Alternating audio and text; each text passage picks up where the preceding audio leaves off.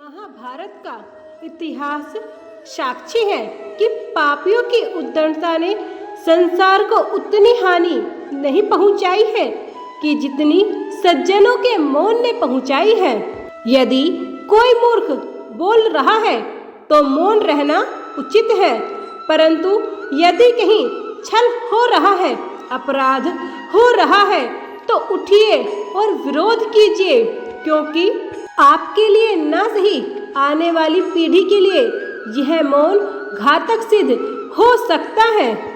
आप सभी ने अपने जीवन में एक कहावत तो सुनी ही होगी कि एक चुप 100 को हराए, एक चुप 100 सुख दे जाए। इसलिए हम कई बार चुप रह जाते हैं, मौन रह जाते हैं। इसलिए हम अनेक मौकों पर कुछ नहीं बोलते, क्योंकि यह सच भी है कि एक मूर्ख व्यक्ति के सामने मौन रहने से अच्छा कुछ भी उत्तर नहीं हो सकता। परंतु जीवन में सदैव चुप रहना उचित नहीं होता। गीता में कहा गया है, जहाँ पाप का बल बढ़ रहा हो, जहाँ छल कपट हो रहा हो, वहाँ पर मौन रहने से अधिक गंभीर अपराध कुछ भी नहीं हो सकता। कभी कभी हम सबके जीवन में एक समस्या अवश्य आती है कि हम किसी ताकतवर के समक्ष मौन रह जाते हैं। ऐसा क्यों?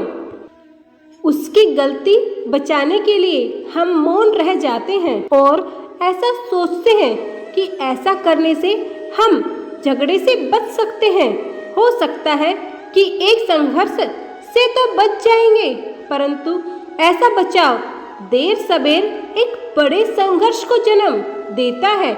हमारा मौन रहना अनजाने में उस व्यक्ति का समर्थन बन जाता है और वह अपने आप को और अधिक शक्तिशाली अनुभव करने लगता है, और यहीं से हमारा दमन आरंभ हो जाता है। एक के बाद एक हम अन्याय में अनचाहे रूप से सम्मिलित होते चले जाते हैं और आगे चलकर बड़े टकराव का कारण बनता है।